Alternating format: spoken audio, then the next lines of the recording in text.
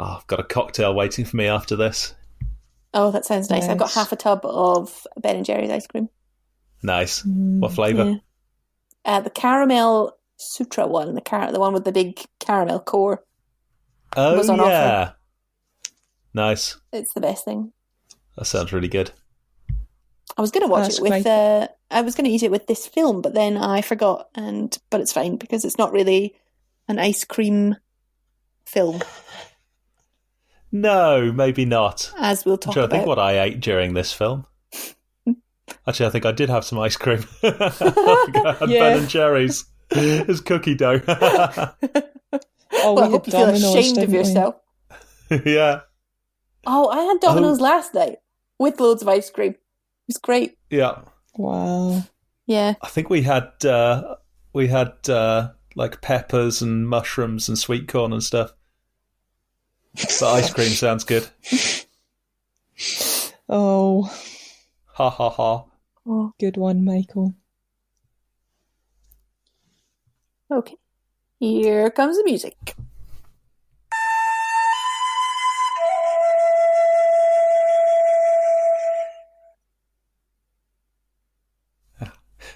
Claire. Hi. Imperium. Where did you come across this? I don't actually remember. It just sort of popped up at some point when I think I was maybe looking through films that Toni Collette was in. Nice. Because we'd been talking about her in Knives Out.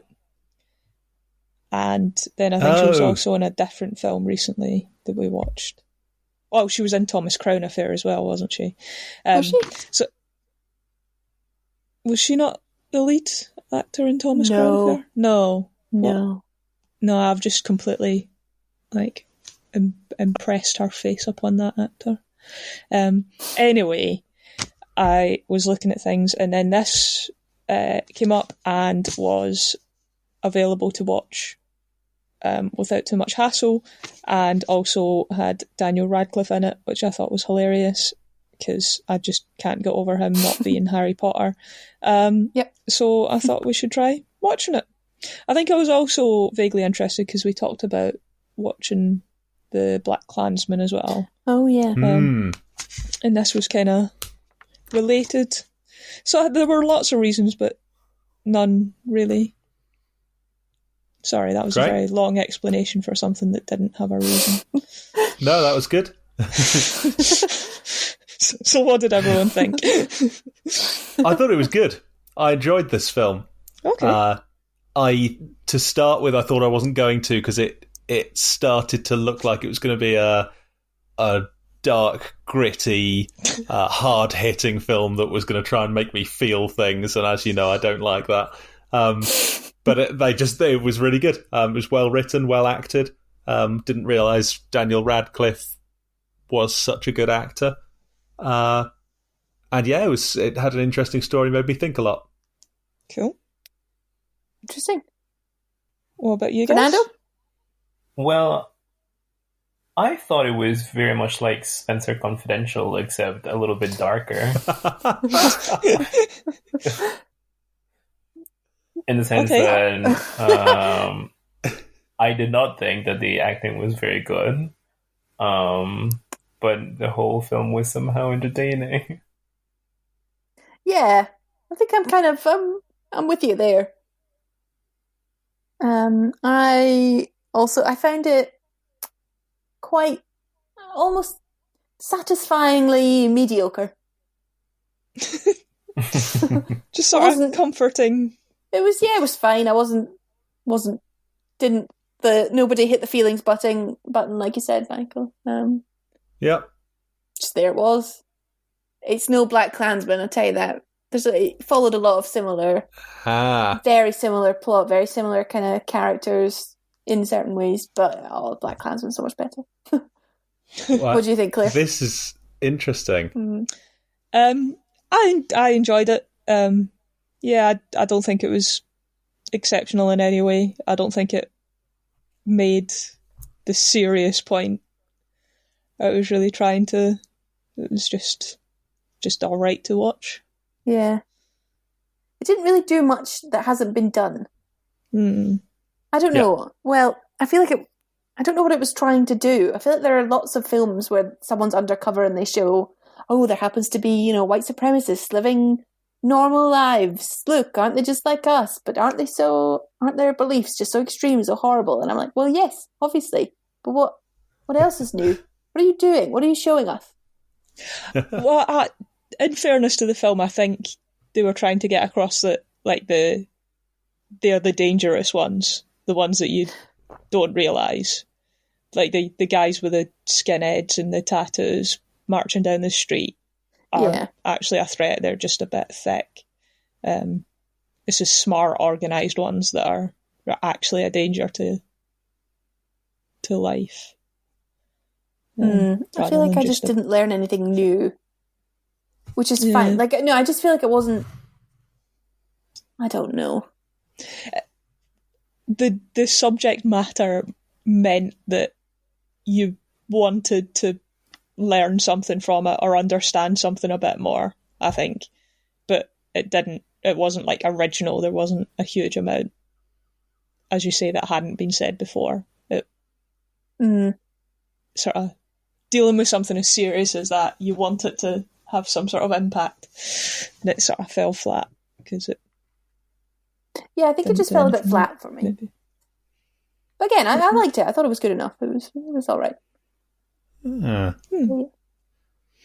think you might have to fight its corner, Michael. Yeah, or at least seek clarification. First thing, Fernando, have you seen Black Klansman? No. No, okay. Because this is a film that I think the three of us have seen quite recently. Claire and I happened to watch it like 2 weeks ago. Oh. And I think, Laura, you've seen it once or twice, right? Yeah. And it was not only comparable, but it was like embarrassingly similar to the point that I was watching this thinking, wow, did they just see Black Klansman and say, let's make one of those? It was for a long time I was thinking this is the same film. Like, it had all the same story beats. Like,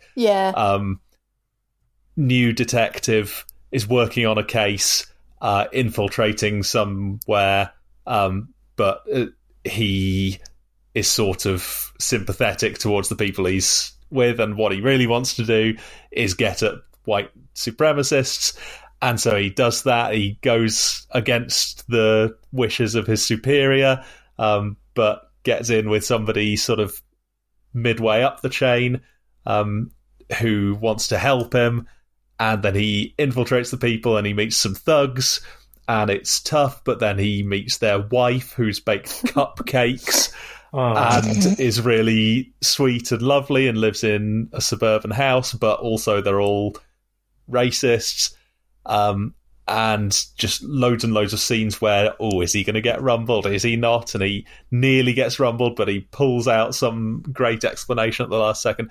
All of it was exactly the same, with the main difference being Black Klansman was a comedy, and it did a really good job of doing dark comedy, whereas this was I guess pretty straight. I don't think there was a lot of comedy to be found in Imperium. So to start with, I was thinking, like, did they both write the same story, and like they managed to get Black Klansman released first, and whoever was working on Imperium was like, damn, they got oh my god, this is the exact same as what we were writing. Oh well, let's publish it anyway. Or was it actually just that derivative? So just to keep you right with your argument, Black Klansman came out after this. Right.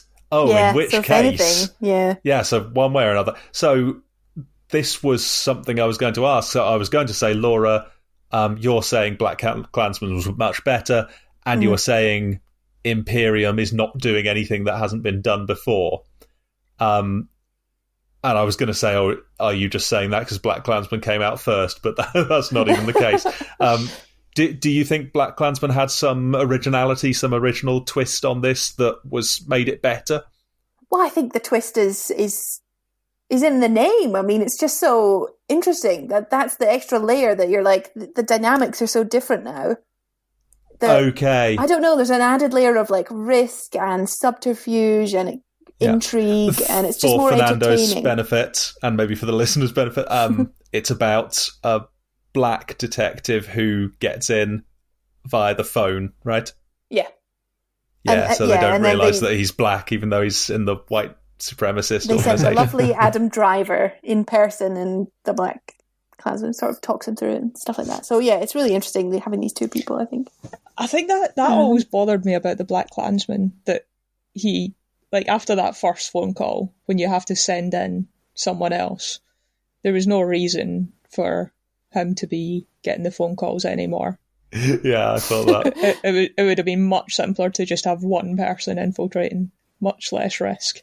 Absolutely. True, I never thought about that. Anyway. So that was the bit that made it interesting for you. Yeah. And to have all the sort of the parallel stuff with the Black Power, Black Lives Matter, kind of, not Black Lives Matter, because I suppose it was set before. Yeah. Yeah, I just felt more... the Black Panthers. Yeah, exactly. It made the film more, I don't know, engaging. Yeah, okay. I just think it was a better film. I think Spike Lee's a better director than whoever this was. Daniel Radcliffe. I don't think he directed it, did he? No, I don't think so either. I like the idea, though. Wrote, directed, starred in, produced, did the soundtrack. Yeah. I'm going to say this was a better film. And I'm going to say that because I thought it explored the mentality of people who are in... basically explored the mentality of racists much better, and was a lot more subtle and had more depth. And I think part of that was due to it not being a comedy.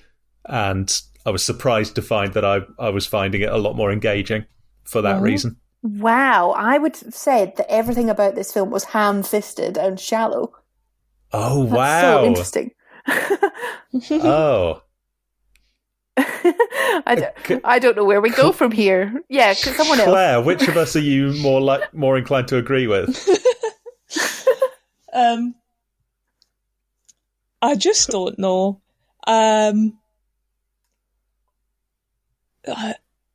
It's very difficult to compare. I don't know. And Fernando, I'm really sorry. This must feel like going to the lecture and suddenly realising you didn't do the required reading before. Well, I mean, I guess so, but then I'm somehow inclined to agree with Laura because I don't see what is their reasoning as in what is exactly what they believe, and I somehow have read about it, but I don't think that what I know is because I learned it from the movie or was somehow reflected in the movie. Okay. Did you think it was ham-handed and shallow? A little bit. Yep. Yeah. Claire, you're going to need to weigh in. Or I could set out my stall if you're not decided. Yeah. Yeah, so I think you need to explain to me how it was subtle and deep, because I don't want to just say, like, I don't want to keep comparing it to the Black Klansman because they're different films, and yeah, that's not fair on Fernando. But yeah, I wouldn't have thought. I didn't find this particularly deep. I thought it was just, these are bad guys. We get to judge them for being horrible. The end. Yeah. that was more or less that was more or less how I felt about the bad guys in Black Klansman, which I thought was fine. I thought it was a great film. I really enjoyed it because it had other stuff going for it. But with this, he met 4 or maybe even 5 different kinds of white supremacists who all had their own thing going on. And every single one of the characters told us something about that mindset. And I found that interesting. So the first one, we had him going to the diner and meeting these tough guys. And this basically came down to they're in a gang. And so they have this sort of obsessive, tribal, aggressive thing where they hate outsiders and they all hang out together. And they're really...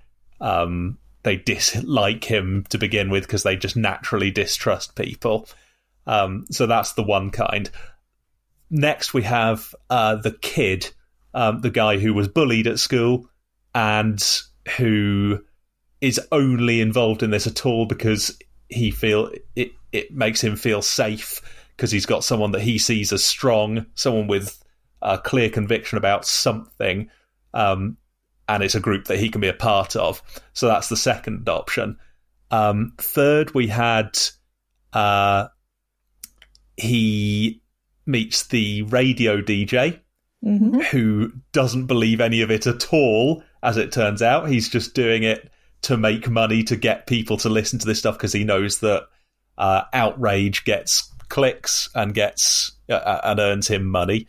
So he is just a pure entertainer who's just selling hatred. We had that I found the most interesting was this this lovely bloke with his lovely house and his lovely children, who's all about community and who genuinely genuinely wants to make the world a better place, and has just basically got the wrong end of the stick on how to do that.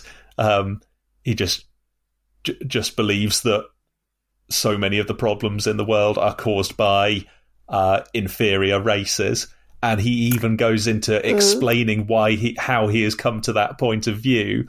And it's not because he's unthinking,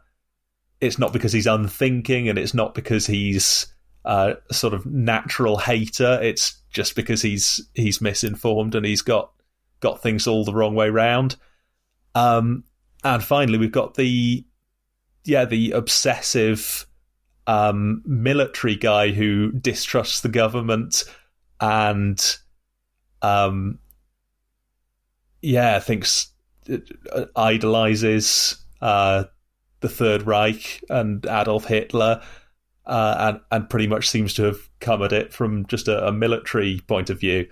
So that would be like 5 different groups of people who are all kind of arguing with each other, and a lot of them don't quite trust each other, but they're all united by this one final thing, which is believing that white people are superior to other people, in the face of overwhelming evidence to the contrary. And the way that they all maintain these beliefs, I think, was really interesting. And every scene with one of them seemed to add to that in some way. And I was really impressed with that, and that's why I thought it was a good film. Interesting.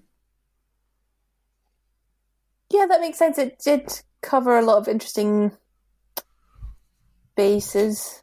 I still wouldn't say that. I don't think there was much nuance in the way.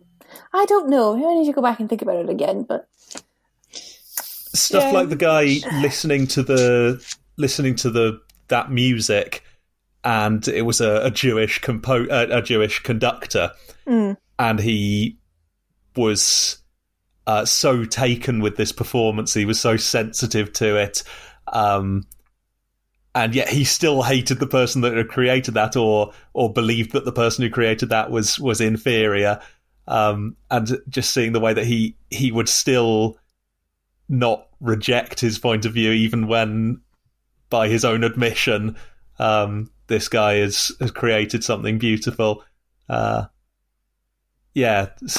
like that. That it's that kind of nuance and subtlety that I thought made it good. Yeah.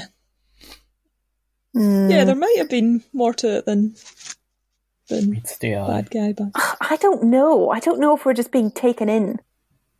And that is the point, isn't it? You mean there was... Or I'm we're making being- all this up and they were No, just... no. I think I think they were like, look at this layered character. Isn't it funny how he likes this music? Look what a hypocrite he is. But I don't know. I just... The fact that they made him the terrorist... Yeah. What was that? It just seemed a bit...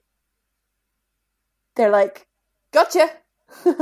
Yes. I don't like it when people are like, whoosh, sweep the thing off the table and be like, aha, you weren't expecting that, were you?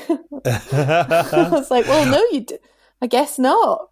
But that doesn't mean I respect it as a filmmaking decision. I see. So you didn't find that believable then, that he was the one that was really serious? I don't know if I was invested enough to find... I was kind of just going along with it, of like okay, yeah, sure. They're all these vicious, violent white supremacists, so I believe it. I guess I do believe... Well, I don't know. I should have collected my thoughts before we started this, because really I'm all over the place. That's okay. Yeah, we can think about this stuff as we go. Out. I don't know. What does everyone else think? I just don't know.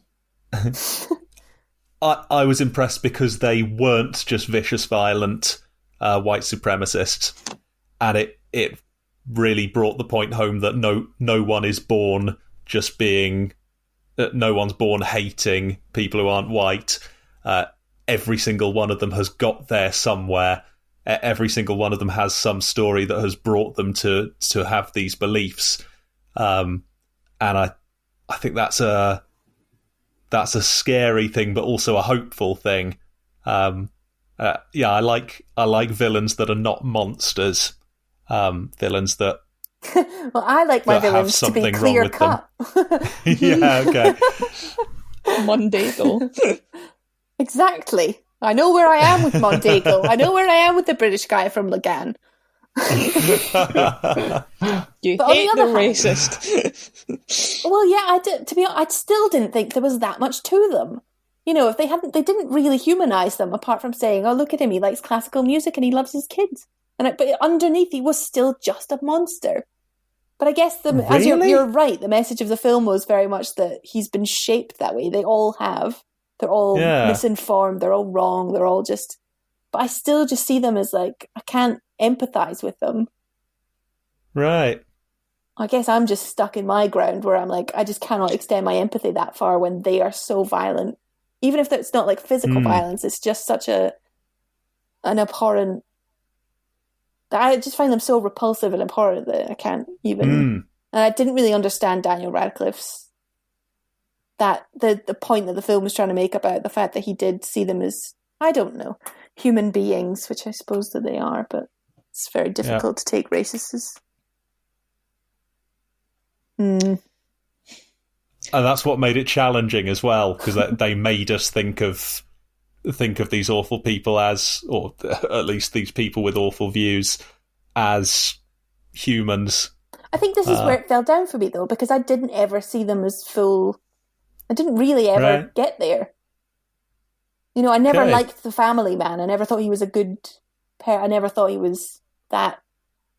There were that many layers to him. You know, it didn't really challenge me that way, because I don't think it really dug into their humanity or explored their... It just gave me their views of white supremacy and the fact that they did have some other interests, but I don't know. I suppose in some way having... Yeah. And having the different flavours of racist. That's a good way to describe it. Maybe indicates just how difficult a problem it is for society. Like, you can't just dismiss all racists as idiots, because that's true. There are some thoughtful, rational people who are just basing their logic on one fallacy, and disproving that for them won't like rattle a skinhead's head against the wall and give them a concussion that makes them forget they're horrible people. Like, there's there's so many different ways that different people need to be taught that they're wrong.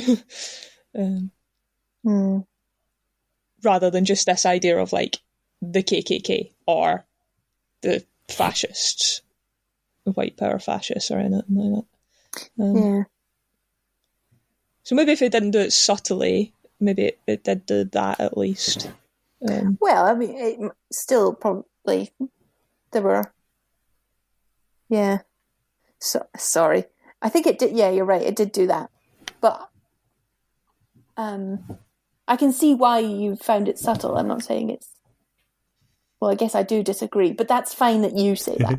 That's what I'm trying. Thank you. Sorry, I'm not trying to. You're allowed to disagree without invalidating my ability to have a point of view. That's okay. Thank you. Yeah. Yeah, maybe you think they needed to do more in order to really make the people seem human. Well, I'm not sure that that's what I wanted either. Maybe I'm wrong. Oh, did you just not I didn't want it? to see them as human. I just didn't want it. Yeah, I don't want to see them as human beings. Maybe that's why you didn't. Unless, and probably, I never would have, to be honest. If there's one thing this film taught us, it's that people who don't want to see something can blind themselves to it. Yeah. Can't believe you're so prejudiced against racists, Laura. As that was a very confused metaphor, horribly applied to the situation. Sorry. Fernando, did you feel any sympathy or empathy with the white supremacists in the film? Any sympathy or empathy? Well, I mean, I did think that they were human, and because they are. And what else? Did you feel you were sort of beginning to understand where they were coming from? Yes. Well, for example, more or less. Well, there was a specific part where I think they referenced civilization, and they said, "Well, look at civilization and see that perhaps the most advanced societies have been societies where white people are the majority." And then I thought, well, I guess I see what they mean. Except the fact that most advanced societies are perhaps predominantly white doesn't preclude the fact that some other societies were also very advanced before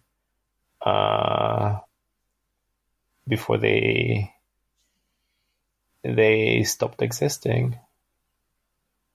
Okay.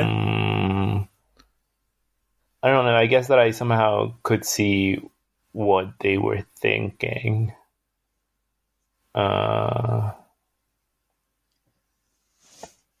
Yes, and also, I think that once you have opportunity once you get the opportunity to maybe educate, as in, once you are educated, and whatever you do with that education, whether you understand what you were taught or not, you become more capable of doing things. And I think that because certain subsets of the society are poor and don't get as many opportunities as other subsets of the society, maybe they cannot succeed in the same way, and maybe that somehow could create the illusion that one subset of society is perhaps destined to succeed, whereas the other subset of society is destined to not succeed. I don't know. I can somehow see their arguments, but I think that ultimately, if they believe that, is because they are ignoring a more complicated reality. Yeah. Okay. Great. I'd inclined to agree with that. Yeah, me too. I think that's very fair. I think that was propaganda about the white civilizations, though. Obviously, I don't think. And what do you mean by like, advanced civilization? Well, that as well, but also like I don't think you could say they were mostly white at all. Civilizations through history, not predominantly white, right? Yeah, just I think mostly European, like.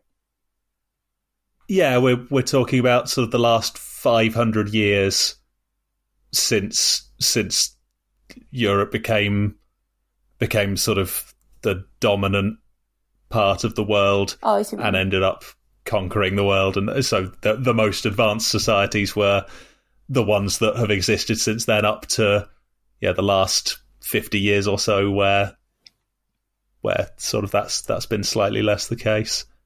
Would that be fair to say? So, I mean, Claire, you have done what I should have done a long time ago, which is read Guns, Germs and Steel, which I think the core argument of that is basically once the world managed to get to a certain technological level, it turned out that people in Europe had an excellent spread of natural resources that they were basically just really lucky to have got.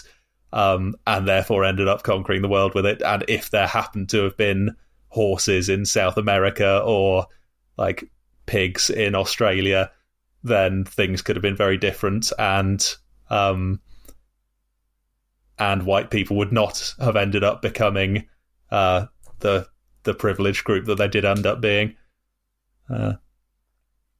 But people have tended over the centuries to assume that the reason European nations managed to dominate the planet is because they were genetically superior, something which we now know is not true.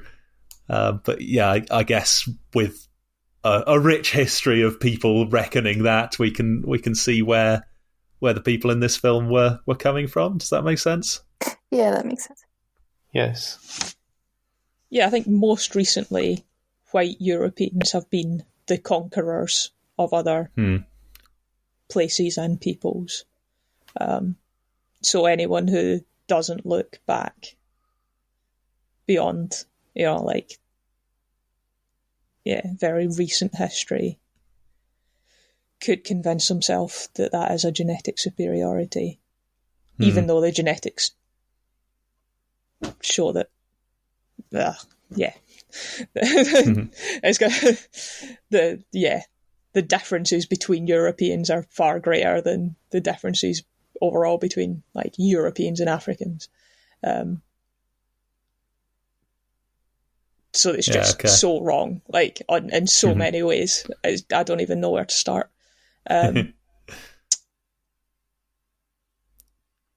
Sorry, what was the point? Oh yeah, if you were wanted to hear that you were better than other people and you were white, you could be very easily convinced that you're just innately better than people. Because you could cherry pick the information that you consume. Yeah. And I think society does a pretty good job of only feeding people the information that, well, until very recently, has said, oh yeah, white Europeans, they're the best. Yeah. Bring back the empire. I think we're maybe at a point in society where we're realising that that's not the case. Sort of mainstream understanding of genetics and movement of peoples historically is a bit better than it was. But that might just be because like I'm in a university town now and not deepest, darkest Ayrshire. I think even in the pretty much since the Second World War, right, we've seen things like places like Japan and China have become global great powers or superpowers, and anybody who thought that only white majority countries could become major global powers has now had to reevaluate that. Unless you're determined to not believe that. Unless you're we can still see people can convince themselves of anything still, but I guess that would be one way in which that's starting to go away. Like you say, as a society, we're beginning to get past that mindset. Yeah.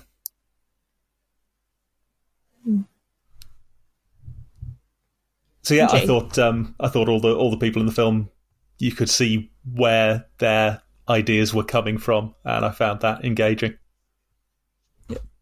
Laura refuses to see them as humans, therefore entirely emotionless. Is that fair? Yeah. I mean, I'm going to say it's tough. Like the thugs in particular, I had real trouble like seeing it from their point of view. They were just so brutal and cruel. But again, I think there really are people like that, and again, I don't think they're born like that. And yeah, they at least showed that it was kind of just being in a gang and hating the other people. Yeah, how civilized. Yes, exactly. That's what good job. Civilization is based on, right? Or anything like that. I thought it was a really nice touch. You might have noticed this when they were doing the bit where they were talking about the history of civilization. Civilization was built by white men or whatever. They started by showing these paintings, like old pictures of white people, ruling the world and conquering and being superior. But then when they showed it to us a second time, and something about it, I think they were even showing us some of the same pictures, but something about it seemed to be different, which was saying like the second time it seemed to be showing that white people got in power because they like killed everyone else. They were people historically were so brutal, and it showed them slaying Native American people and people around the world. It just showed that was not caused by superiority but by cruelty. That was quite I'd say that was quite well quite done. A hard-hitting point. Yeah. I think. Yeah. And again, I did like it because and the runtime went quite quickly for me, which is odd sometimes. But I thought it was a good film. Enjoyed some of the performances, but I think it was a film for white people. Mm-hmm. Like that's what it spoke like, because there weren't really any people of color in the film. It was just about white people, and it was kind of saying like racism is this. It's extreme and it's repulsive, and it's these people, and they might be polite and so on and so on. But I don't know. I maybe would have preferred another. I mean, it covered quite a lot of sects anyway, but even more suburban and even more like not involved with any white supremacists, but like just casual everyday racism that's so seeped into society and our consciousness and things like that. But it was very much like, look, that's what a racist is, so don't you worry about it.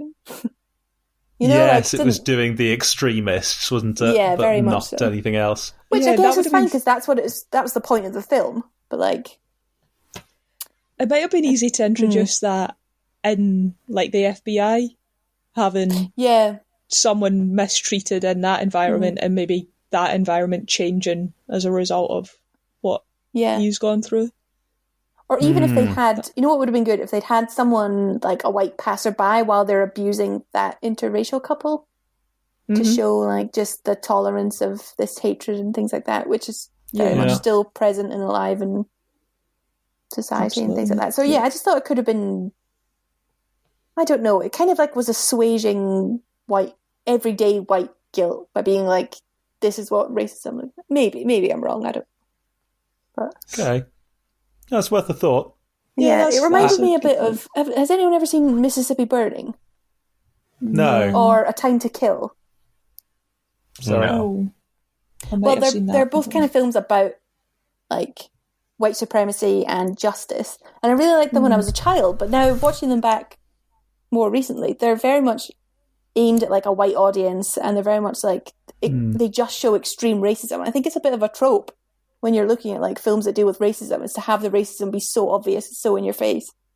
And it's catered towards a white audience. Like, you know, it didn't really...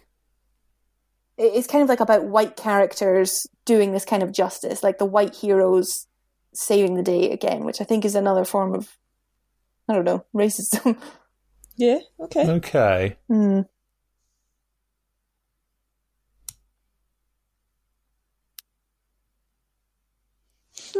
Yeah, I'm trying to process that.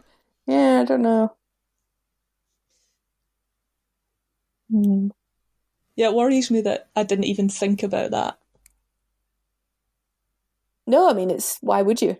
It's not really like the film wasn't trying to deal with that at all. So yeah, I'm trying to think about your point that this was just addressed to white audiences, and I don't think the film was just trying to sort of moralize and make the world a better place.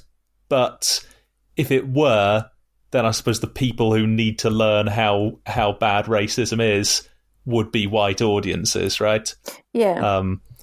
You show that to a racial minority, and I guess a lot of the reaction might be, well, yes, we do know about racism, like that people who aren't white have to experience it. But yeah, I think there would be something to be said for showing the everyday racism, the more subtle stuff, which, yeah, but I don't think a lot of white nationalists would end up watching that film, partly because there aren't that many of them, but there are loads of people who are subtly racist all the time and don't realise it. And thinking about it, that is something that Black Klansman did a little bit better. There was more of an expression of just a sort of general racist culture. Yeah, I'm trying to think back to Black Klansman now. But... I did more of the sort of institutional racism within the police and stuff like that. Yeah, I felt this was also very much like, it didn't... The FBI is... Like, we don't hear about racism in the FBI. Like you're saying, like, it doesn't really turn back on itself. Whereas we know the FBI is, like, structurally, systemically racist. Do we know that? Oh, yeah, definitely. I mean... Yeah, okay. In America, specifically. I don't know much about the FBI, and I know they're so secretive, I don't know. Okay. That's where I saw Toni Collette recently. Was in, what was it called? I don't remember. It was a story about, it was a TV series set in, like, Ohio or something, where the girl was raped and they accused her of lying, and it was only because he was a serial rapist that Toni Collette figured that out and then went back and found her case and got her, like, charge of false accusation overturned. There we go. I knew there was something recently. What was that called? Great. Anyway, sorry. Yeah, I just thought about her as a police officer there, as if she wasn't one for the entire film. Yeah, okay.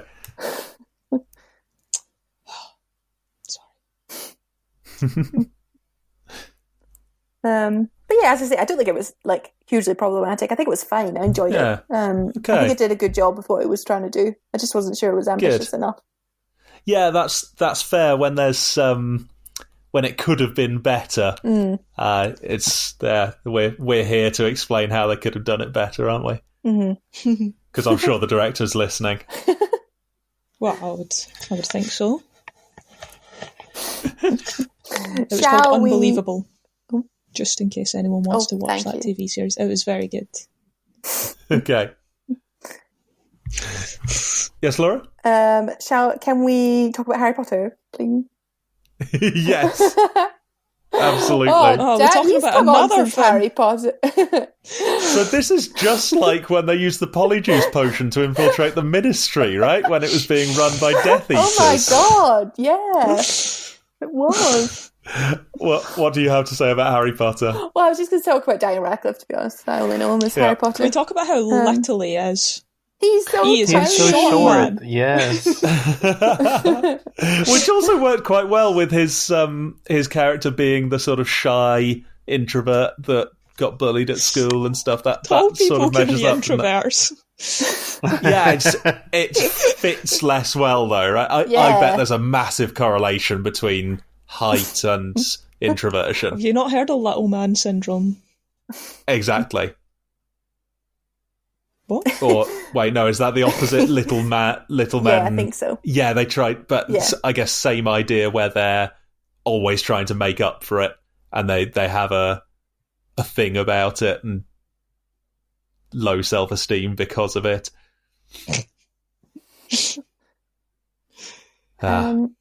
Yeah. I'm not sure I bought him as the hardened Marine. Nah. But I mean, I guess, you know. But he did... He said they must have Black small people in Ops. the Marines. That was a cover story, wasn't it? The Marines? Yeah, but it's you know, got he's to got to be be believable. believable as It's a a cover Marine. story. Okay. Yeah, I thought it was just not very believable. Laura's faded out. Laura's faded out. She'll be Laura back. Went away.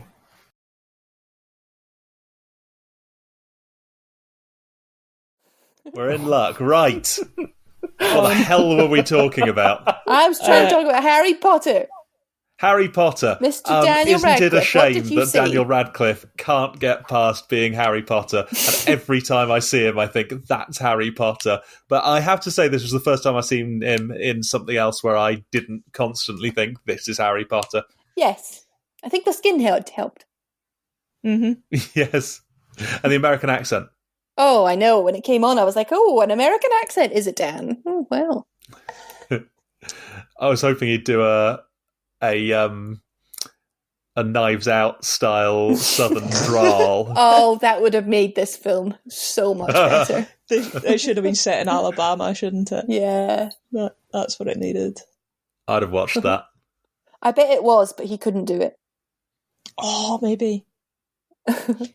I suppose it's more obvious when that's wrong, because just like generic North, East-ish, mid-America is quite easy to do, isn't it? He did do the most neutral, blank American accent, didn't he? But that's fine. That's all he needed. Mm-hmm. I don't know, maybe Americans would have found it really off-putting and obvious that he wasn't American. But... I don't know. America's huge, isn't it? Like, True. I imagine you, unless you're from wherever they talk like that. I don't know. A bad accent's a bad accent, isn't it? Like, I suppose so. Maybe. It's harder to go wrong than, Scottish or something. Mm-hmm. As we know with every American ever trying to do a Scottish accent. Yeah. when you can tell what village someone's from by how they pronounce cat, then it's a brave task to try and emulate one of those accents. Which you can do in Ayrshire, just because it's interesting to tell what village someone's from by how they speak. Ridiculous. It's really funny. Can you tell that I live in 8 Hamilton Avenue from my accent? Yes. Absolutely. Sorry, we'll just broadcast that to both of our listeners. Oh yeah, sure. Should we bleep that out for privacy reasons? You know what? The kind of delay I've got on publishing these podcasts now. This isn't going to come out till you've probably moved out anyway. Sucks for the next guy to move in there. Get all the secret film. All the fan mail. Sorry, all fan the fan mail. Well, we've mentioned Dean's Court enough. I wonder how much fan that's mail true. we get to Yeah, I there. forgot about that. Think of That all we're the just fan missing. mail that could be piling up because That's no one's why in they the had building. to shut it, I think. Oh, exactly. Yes. They had to process all the mail.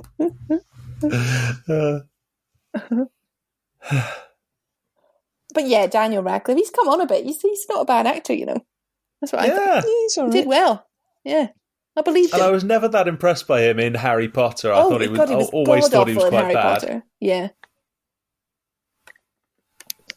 I thought he did angry very well. Like he had like popping veins and stuff in his forehead. And I figure you have to actually just feel angry to be able to get the veins popping. Put his heart Well, and you soul can't in do it, the Cruciatus curse unless you really feel that.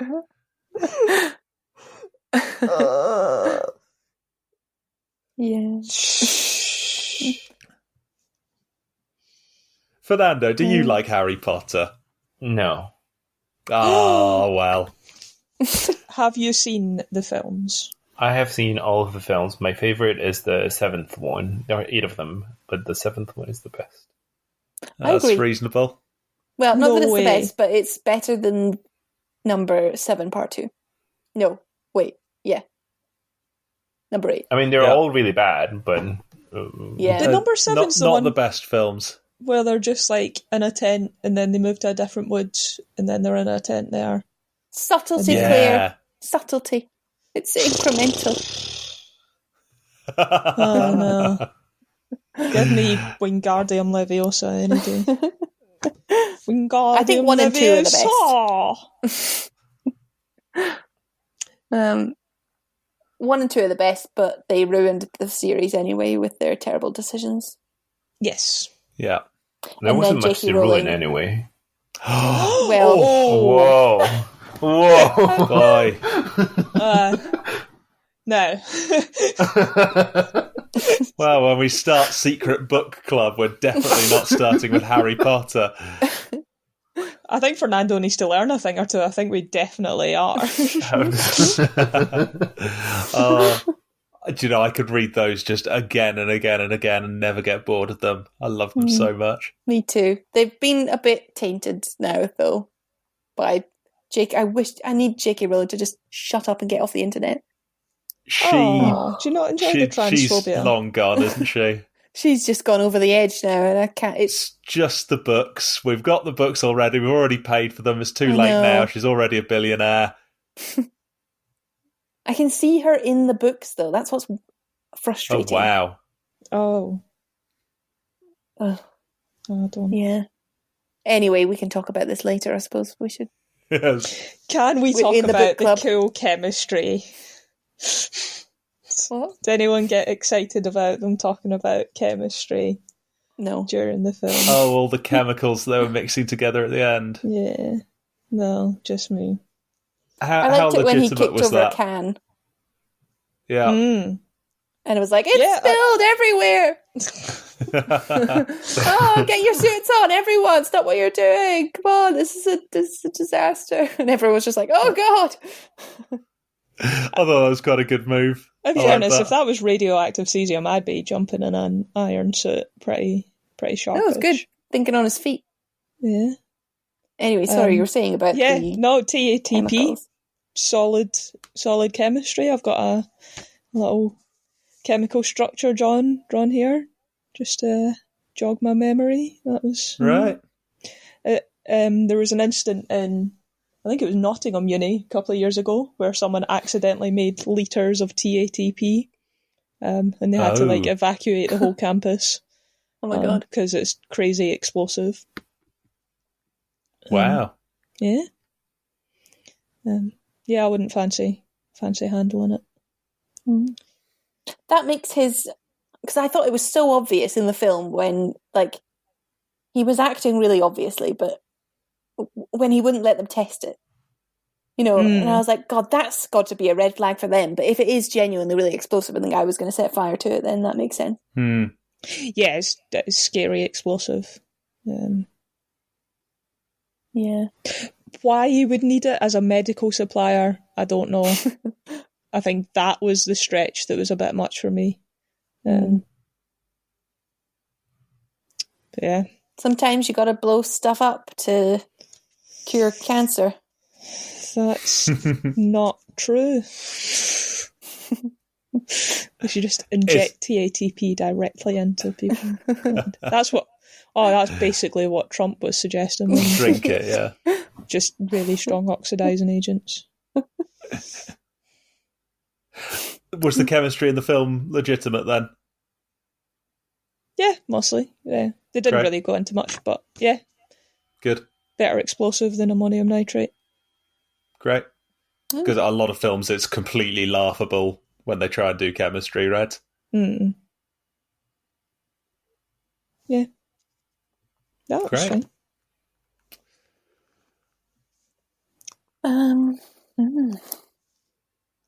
So, do we all like the film then? I quite liked it, yeah. I thought it was fine. Good. Fernando? Jinx. I thought it was okay. Okay. What And you would thought you it have was liked to very see good. different? What would have I liked to see different? I thought it was rather good, yeah. I'm actually not sure. It would, again, I did enjoy it, and I watched it in just one installment, which I guess great.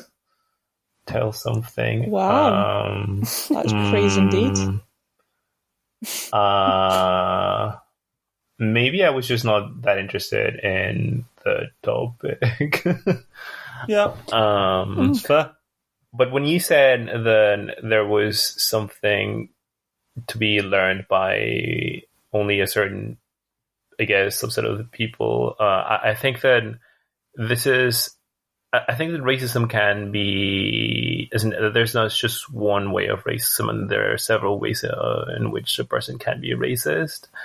And I'm not sure in what way that could have been shown in that film, because I think it basically spoke about just one kind of racism. And by what I mean, perhaps, is that there's a lot of racism in Mexico. And if you ask people in Mexico if there's racism, chances are that they will tell you no, that there is no racism. Which is perhaps the worst kind of racism, the one that you do not notice, the one that is so entrenched that basically you do not see. And the kind of racism that there is basically, well, people just don't care about indigenous people, and they speak really badly about them, and they treat them really poorly. So what I mean is there are several ways in which you can be racist, and maybe it is good to show films about racism to all people so that they can learn of the different kinds of racism. And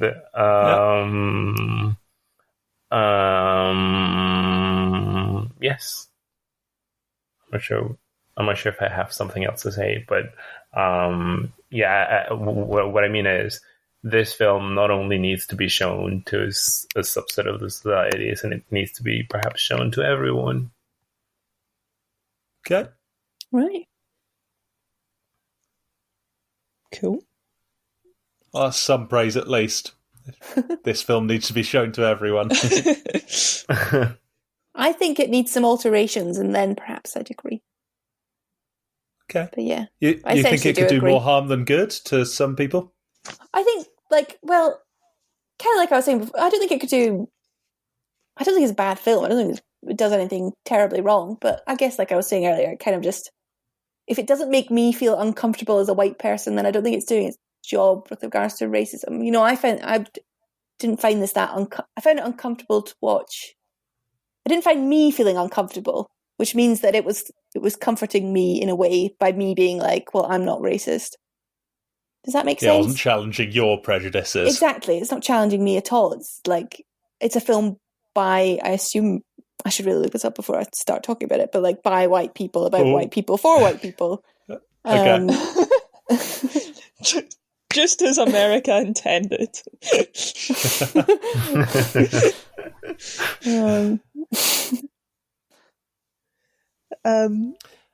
you think maybe it would have a different effect on someone who was a bit less woke. Do you think maybe I'm happy you some think I'm people woke. Woke AF, mate. Do you think maybe some people... Sorry, I just threw up in my mouth a bit. Carry on. As I was saying, before I was rudely interrupted by the vomit. Do you think that maybe, if someone was less woke, they might... Not that we're, like, ultimately woke, but we at least are... Whoa. We are so woke. Apart from Fernando.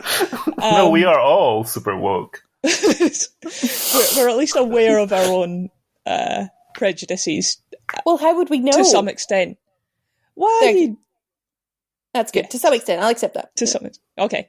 But some people, I'm thinking like maybe my dad watching this film would maybe recognise some behaviour in the people we were just like, well, obviously no one thinks like that. I have no empathy with this person because they're clearly just like so I don't far know. I think wrong. I think they were too extreme. I can't see my racist relatives being that bothered by it. They'd be like, oh, isn't that terrible? You know, there's such... Because they were, in the end, even the polite, normal one turned out to be the one who was a domestic terrorist. You know, they were all... they were just... Okay. It wasn't casual racism, was it? It was the unacceptable... They'd gone over the line. God, I'm going to have to edit this so heavily so I don't sound like a rambling... moron. But like, I don't think can you do even the same my... for me? Just cut this episode. No, just be Fernando saying we're all woke. Then that'll be it. My dad's the one who like loves Mississippi Burning and A Time to Kill and things like that, and just because they don't make him reflect on his racism at all.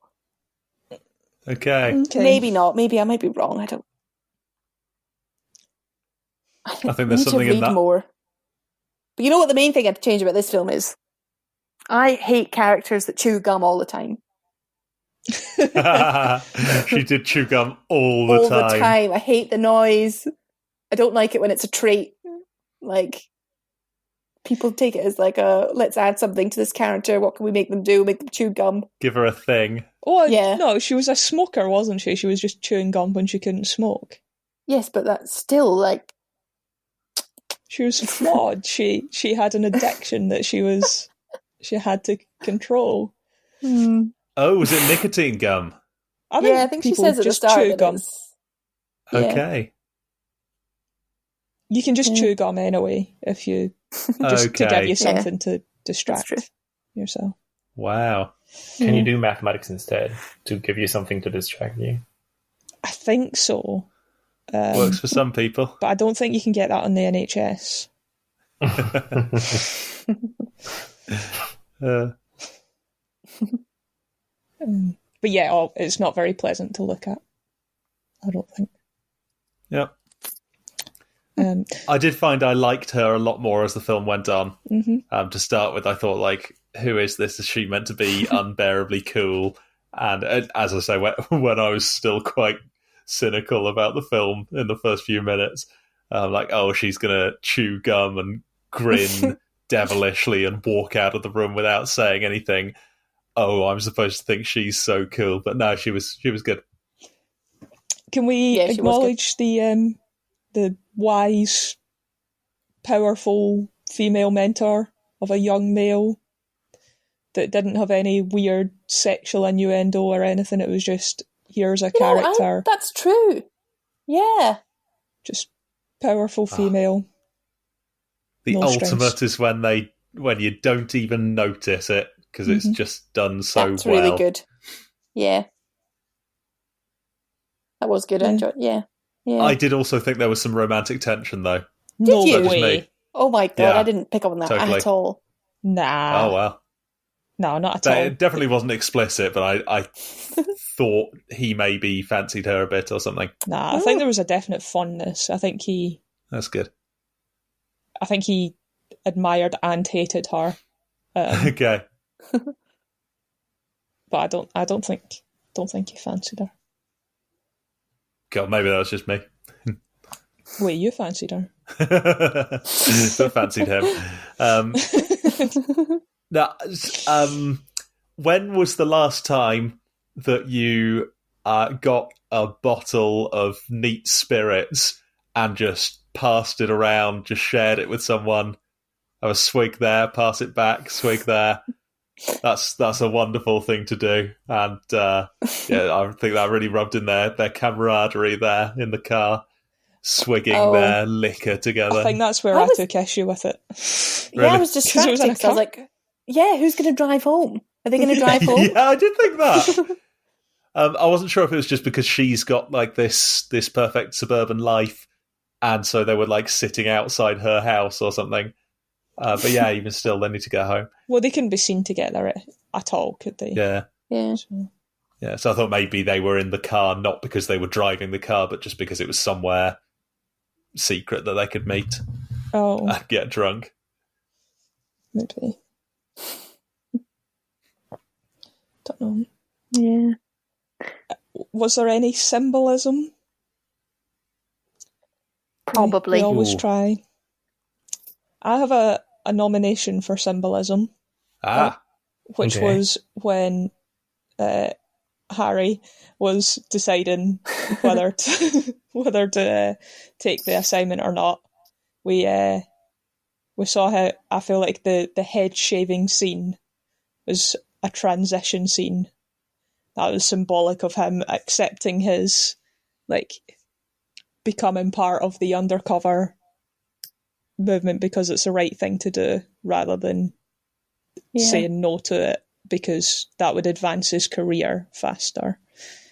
He was taking a career hit to do the right thing. And I feel like that scene, like that was him changing from the preppy,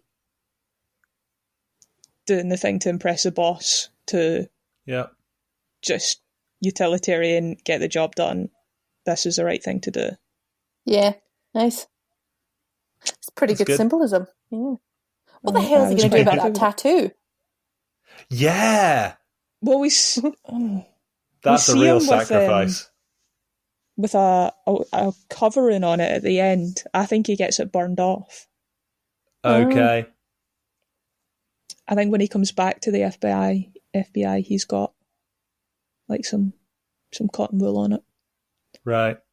They say that's really sore, don't they? Yeah. But he's hard, mate. Yeah. And I think if there's any tattoo, you're going to get removed. A swastika or whatever it was. Yeah.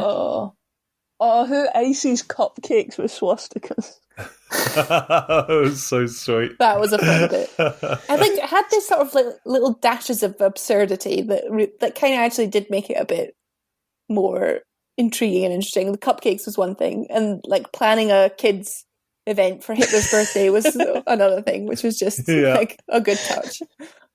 Yeah, just a little absurdity that was that you could really believe, though. Like I could believe people doing that and not thinking it was like utterly bizarre. Yeah. I don't think I'll watch it again, but I think probably the same. Coming round to solid. Mm-hmm. Solid 243, maybe. On solid gold. The clock 6 thumbs up. Oh god. Oh. On a scale of 1 to a Minotaur, what would you give it, Fernando? I would give it I can't think. 7 blorks in the time space. I would give it 3 sweet potatoes. Nice. 3 sweet potatoes out of a Minotaur. Wow. Out of some peanut butter.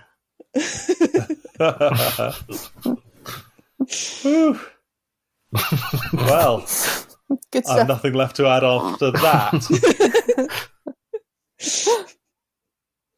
I think that's all my... Oh, wait, one challenge. A symbolism challenge. Mm-hmm. Can we make this film like Pride and Prejudice? No. There was a lot of prejudice. There was a lot of white pride. Yep. That's true, actually, yeah. The White reason it reminded Pride me... and White Prejudice. That's what they should have called it. Just White Pride and Imperium, Prejudice. rubbish name. Oh, yeah, White Pride and Prejudice. Why has no one made that? That's such a good name for one of these films. Yeah, I was just going to say, it's so weird that people have to introduce each other to people they've never met. Okay. So quaint. Oh, okay. When they're like, can you introduce me to this person? I couldn't possibly just go up to them and tell them who I am. Okay.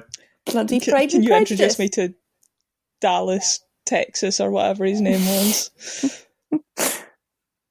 Wolf Cowboy or something. Yeah. The other game we have to play is, what did this film have in common with the last film that we watched? Oh, yeah, that was a good game that you came up with. Yeah, what was the last film? Barry Lyndon. Press Gangs. Yeah. Oh, they're both. They're both have predominantly white characters.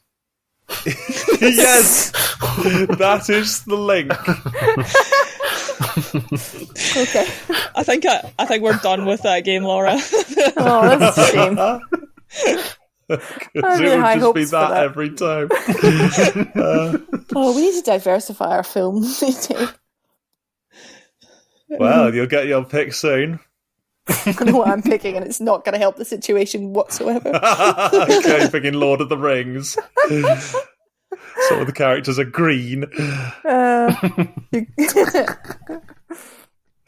Right, I'm ready. Oh, Me too. It had someone pretending to be what they're not, didn't it? Oh, yeah. Yeah, like All About Eve. Yeah. Harry was undercover. Oh, it was another one of our imposter films. That's nice. Yeah. We watch a lot of those, don't we?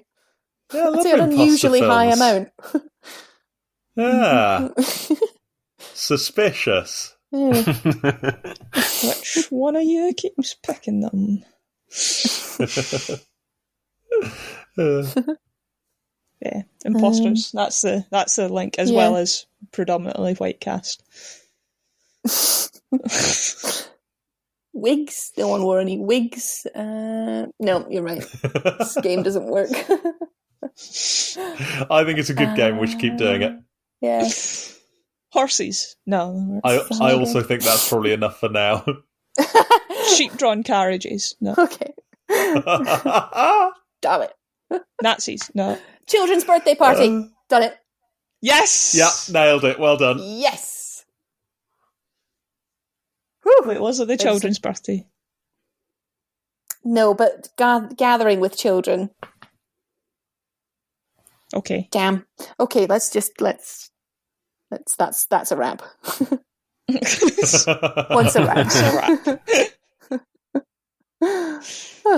Shall I play the music? Please. Michael, you want a Melvin Bragg, or you want to you sound like you're tired? Yeah. You want to get out of here? No, I think we've squeezed every last drop out of that. Any more for any more? Here we go.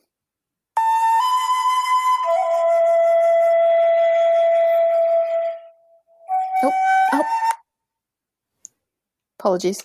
Bloody hell. God, I haven't done that in a while. That was one of the worst ones yet. I thought you were going for a double at the end, because you only No, went for a single. I should have just went into it. Yeah, I should have just kept going, but my finger play slipped. the rest of it. No one will notice. We can cut this.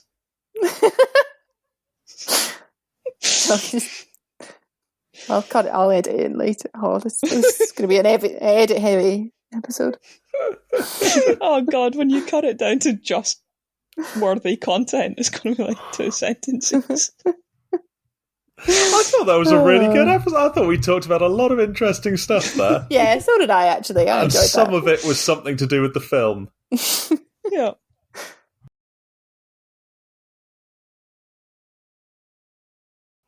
Next film. Oh, right, yeah. Next film.